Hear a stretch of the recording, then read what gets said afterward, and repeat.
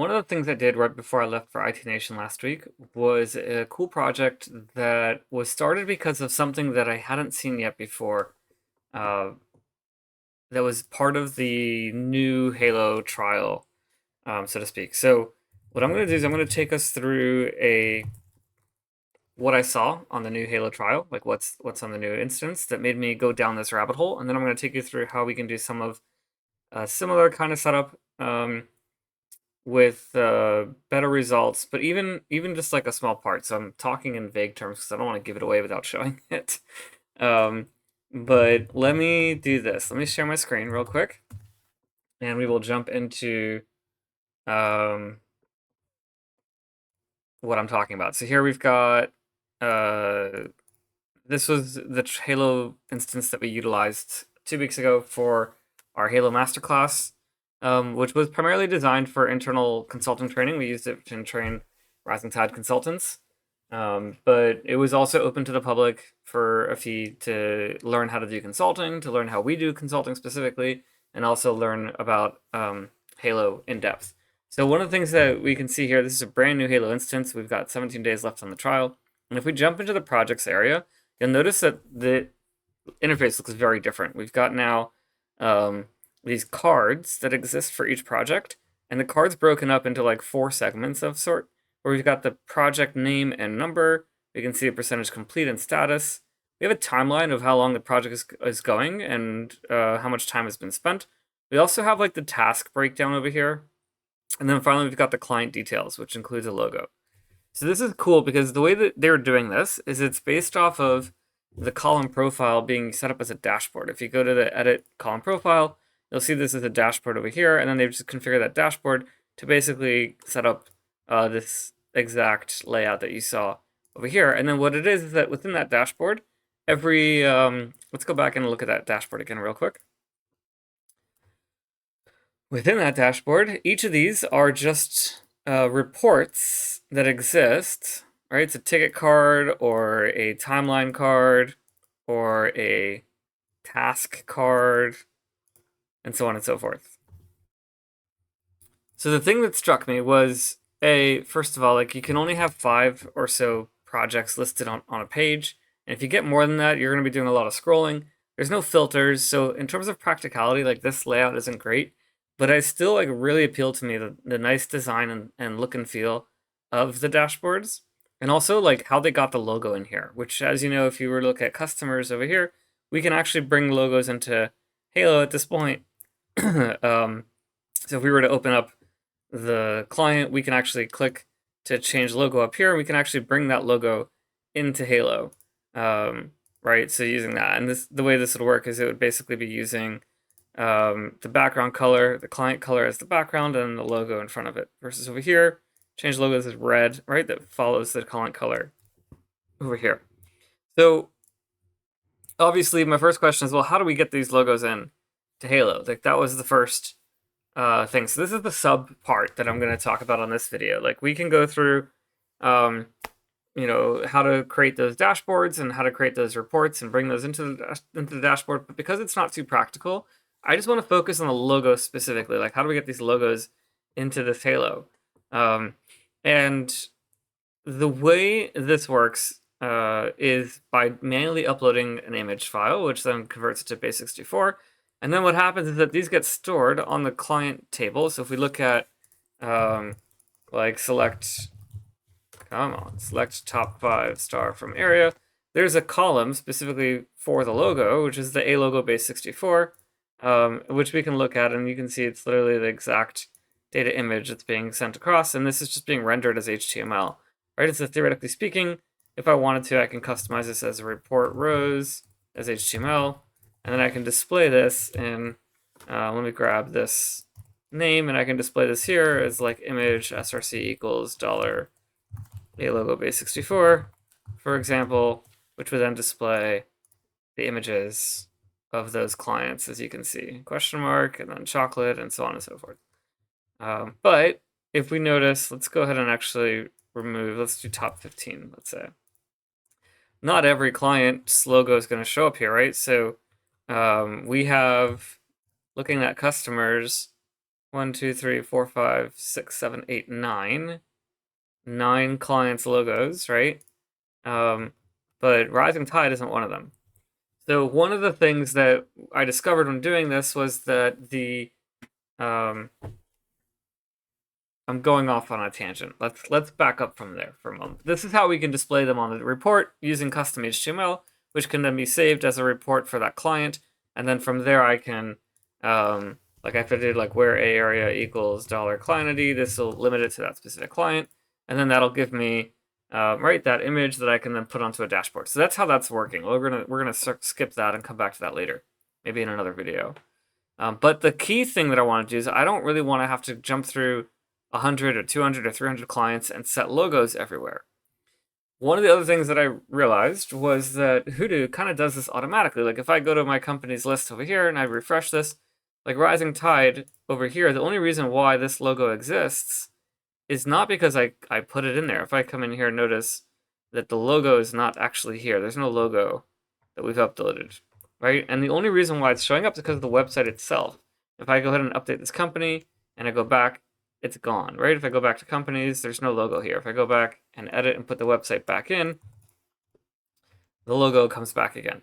So I kind of was like wondering, how did Hoodoo do this, and what can I do within Halo to make this work? So the way we did this is basically I looked at the dev tools within Hoodoo and identified that there's a website being utilized every time the company's page loads, or anytime a page of a company loads. For example, you'll notice that there's a web call to essentially the logo. Let's see if I can find it. Yeah, so look at these. See this right here, right? So this is actually going to img.logo.dev, right? Which is doing a lookup off the domain risingtidegroup.net with a token that's being passed through and then a specific size, which is kind of cool. And then of course the download is an actual API, is an actual image, right? The payload is coming through is a query. This is a get command. This is a get query.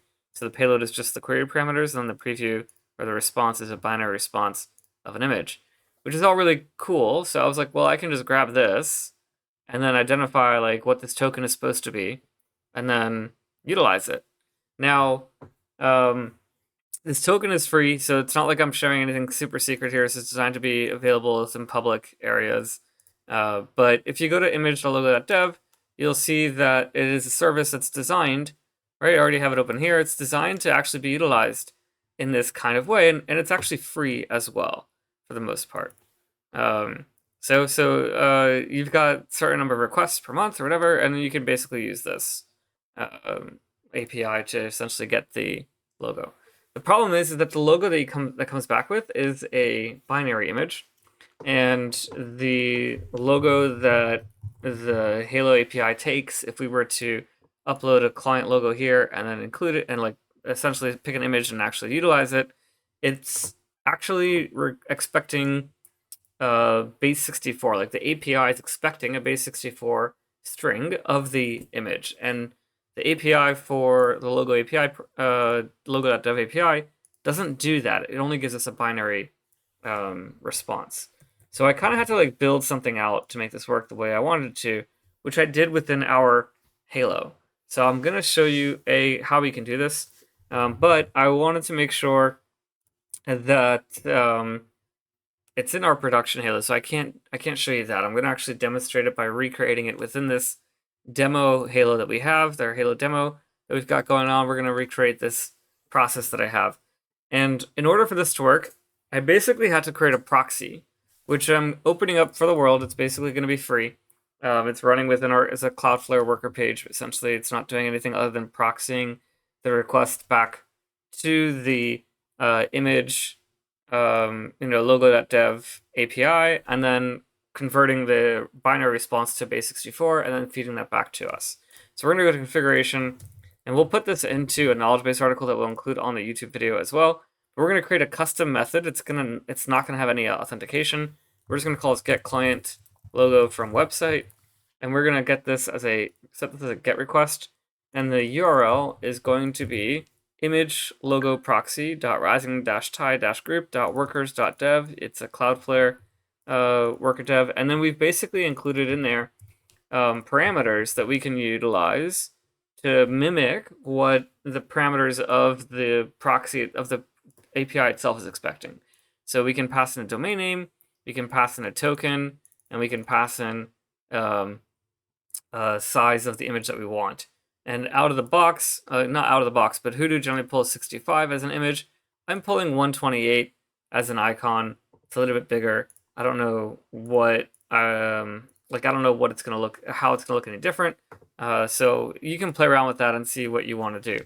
In this case, we're gonna add a couple output variables. So we're gonna do the file body, which is gonna be a string.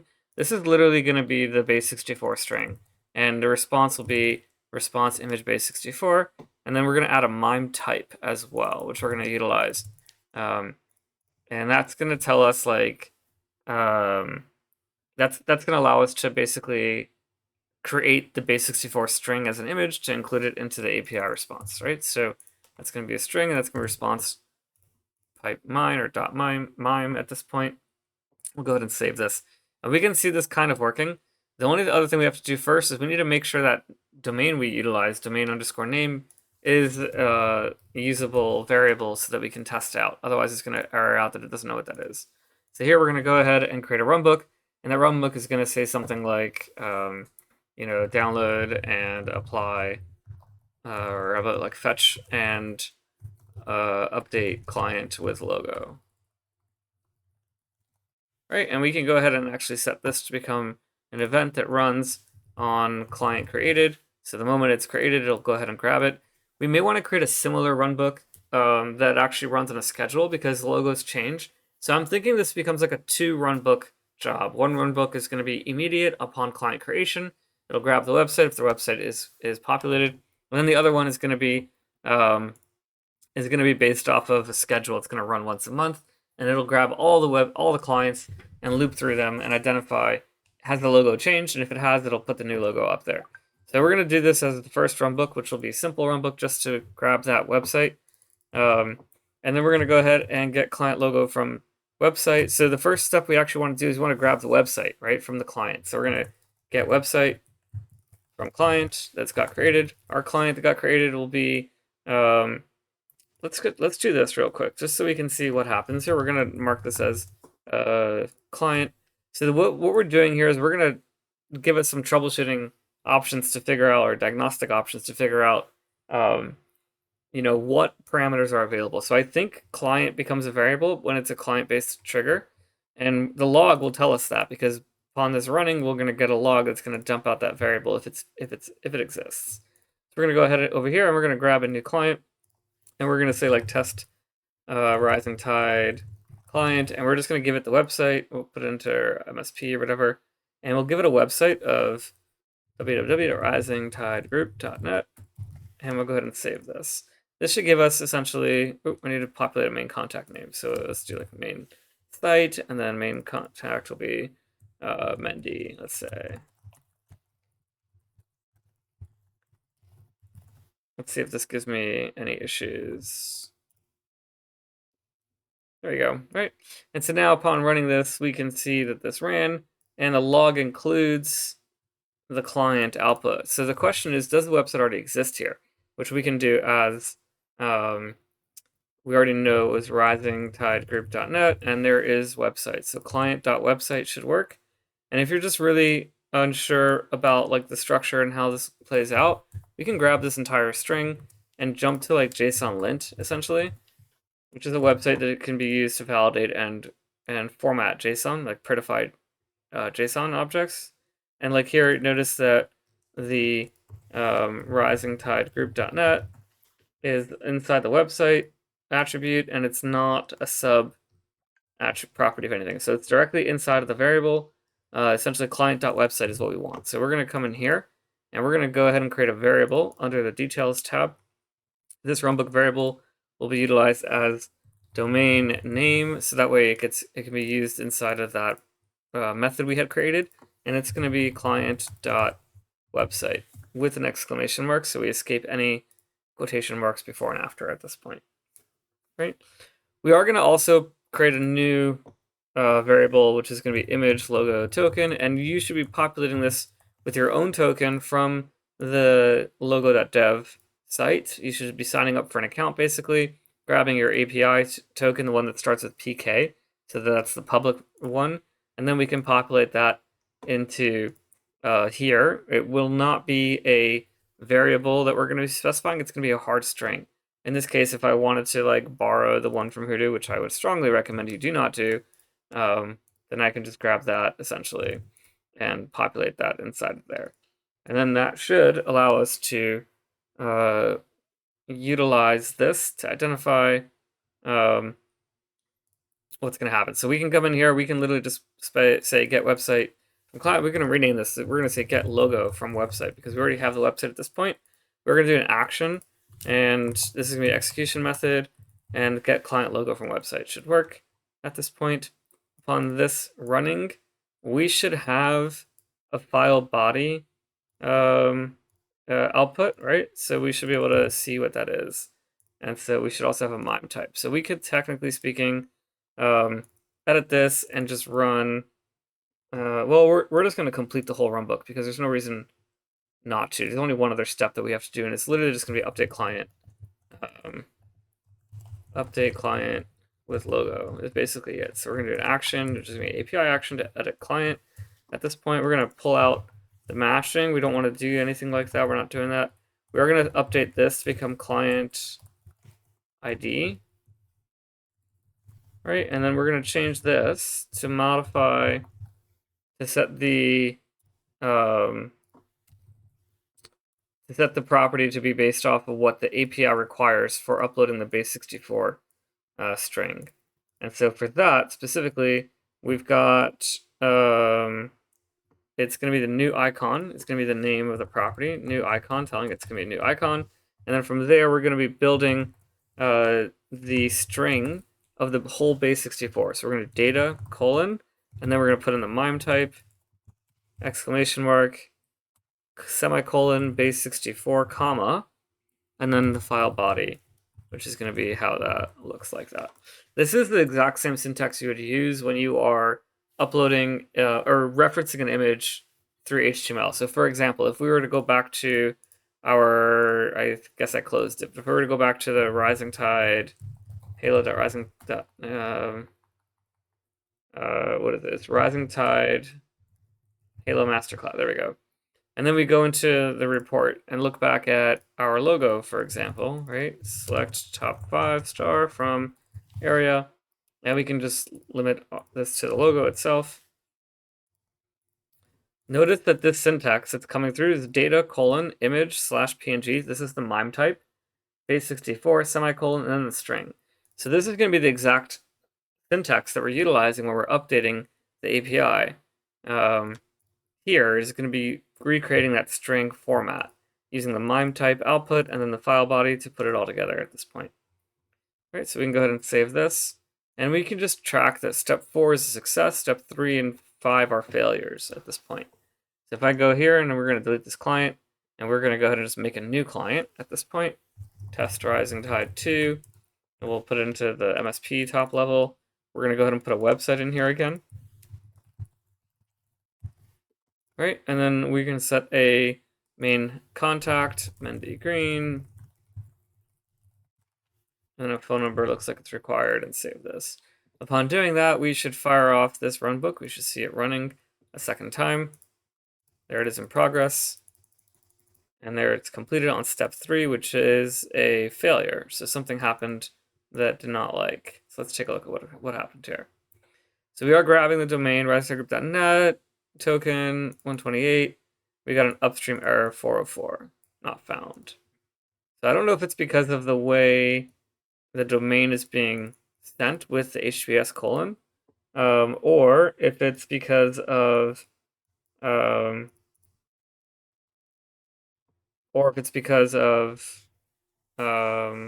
token being bad. But it does look like in the version that I did that's actually working, we utilized SQL to strip out the HTTP HPS. So let's just try this real quick. Let's come up here and edit method. We're going to grab the log that failed, and we're just going to grab the same domain and token. and then we can just go ahead and test it essentially, and it should prompt us for both. So the token is going to be here, and pull this out, and we can put that in here and hit save. And let's see. So there we got a 200. We did get the response body. We also got the image JPEG. So it is specifically the HTTP HPS that's not working, right? It doesn't like that inside the domain, which makes sense. It's not unreasonable. What we're gonna do is that just means we cannot utilize the domain name here out of the box necessarily.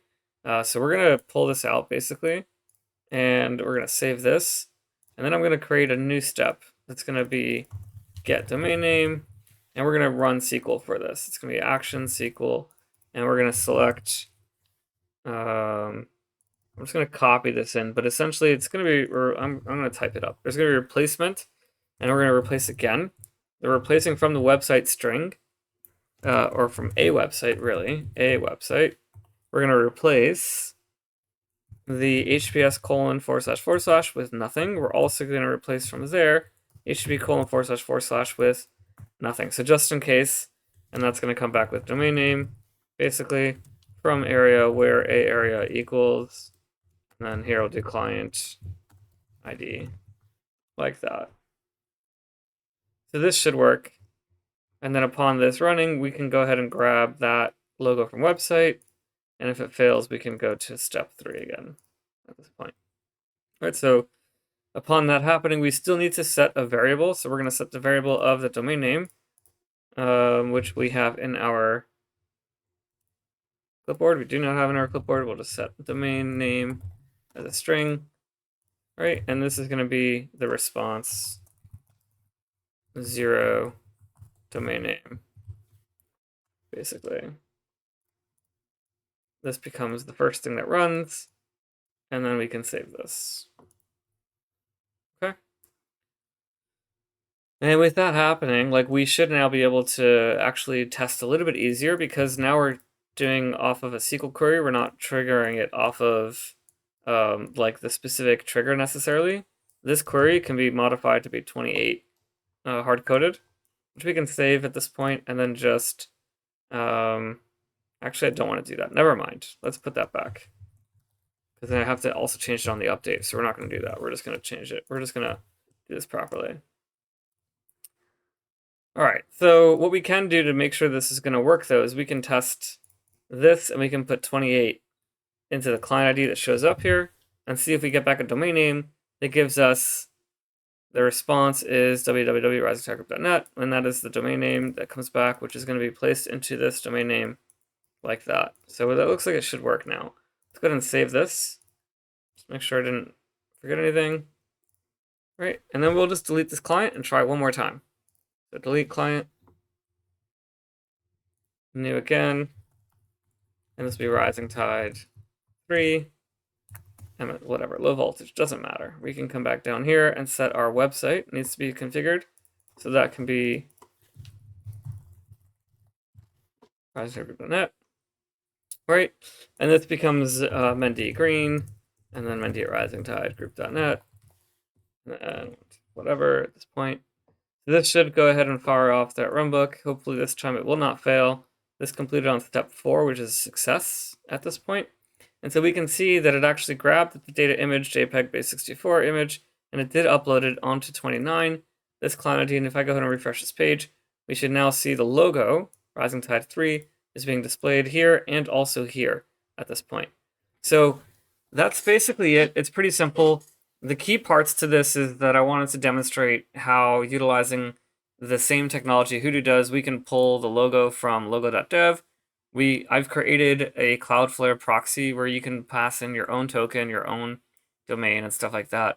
And utilizing that will output a base64 string that we can then utilize to upload to the client so that it looks like that. The only other thing that we may do, so I mentioned the second runbook, so maybe we would create another runbook that does something very similar. And so in that case, we would just create scheduled client logo updater or something like that, right? And this we would say we would schedule every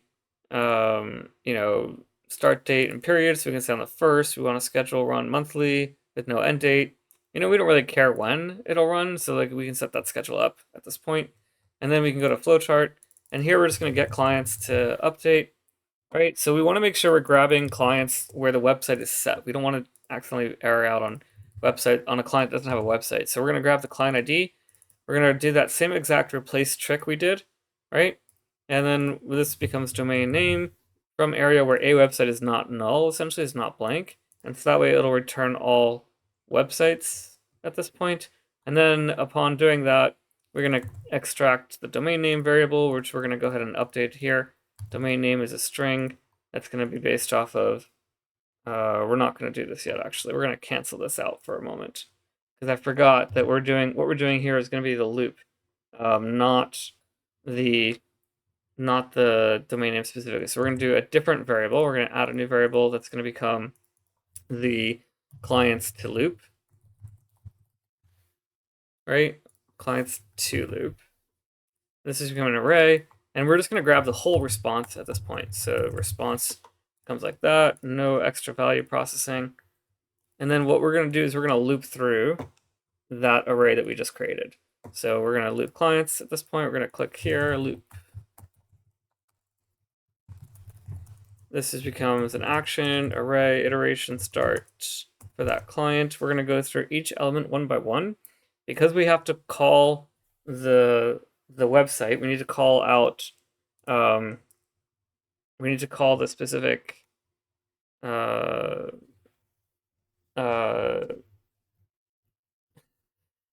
call to get the logo. Wow, I cannot think. I'm tired today, apparently. So because we have to call each client's website to get the logo through that proxy I created. We have to go through each element one by one, as opposed to just doing them multiple ones at a time. So we're going to create a new runbook variable. At this point, this will be the domain name, and it's going to be based off the iteration. So here we're going to do, this is a string, not an array. Iteration 2 is going to be what we're using here. So this is iteration 2, and then domain name, which we're going to pull out the extra quotes. I'm getting the iteration 2 from here, basically, just FYI. Right, so that's where I'm grabbing that from. And then from there, I'm going to move to new step. This is going to get the actual logo itself. So here we'll fetch logo. And this will be an action to execute integration method of get client logo from website. Right? And then here at this point, we're just going to go ahead and update the client again. Update client. And this will be an action, API action, update, edit client. At this point, we're going to pull out these two things. It's going to be an exact similar or very similar looking command to what we just saw before, right? So it's going to look like this. Iteration 2 ID is going to be the ID of the client, and then new icon is going to have that data MIME type, and file body is going to be the output of that command we had just run. And upon this being finished, we're going to loop back to the next element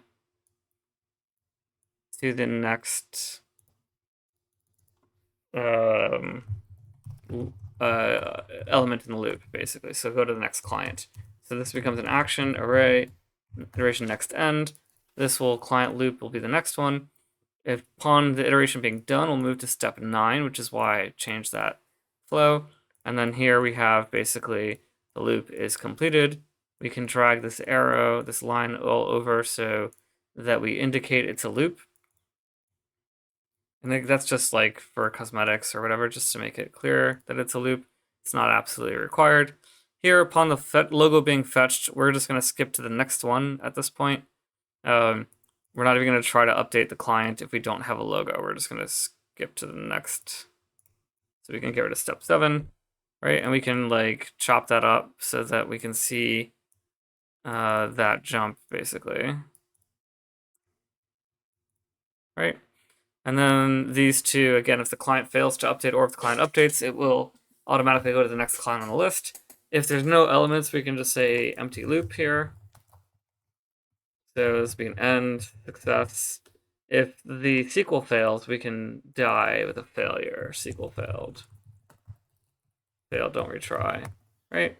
And that way, that should keep us nice and tight. And this we can say success. Finished. We're going to say finished here and end success. Like that.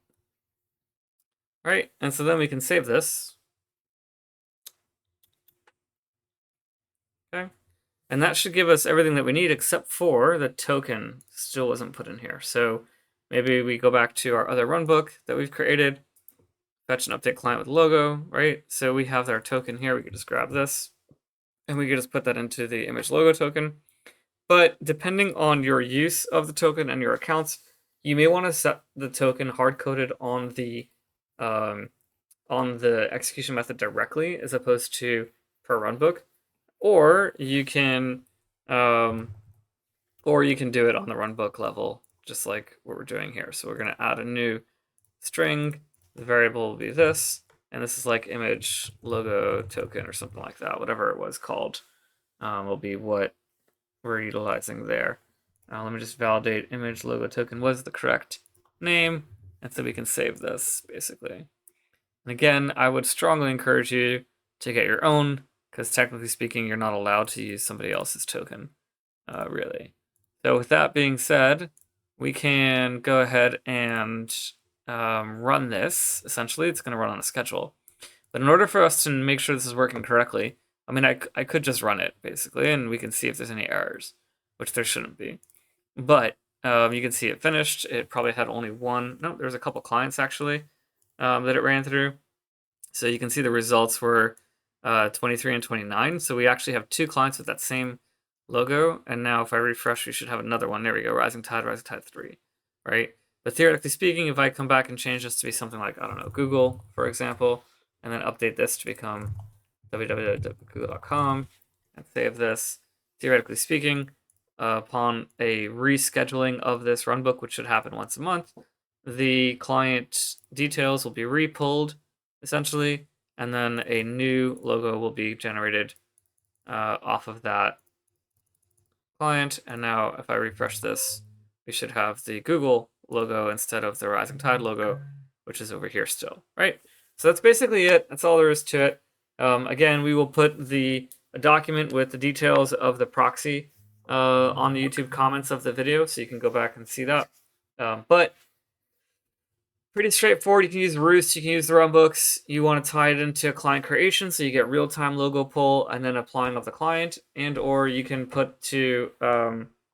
you can just put on a schedule, or you can do both, right? So once a month, once a week, whatever schedule hits your fancy, and depending on your churn and your client changes and stuff like that, you can pull the logos and apply them.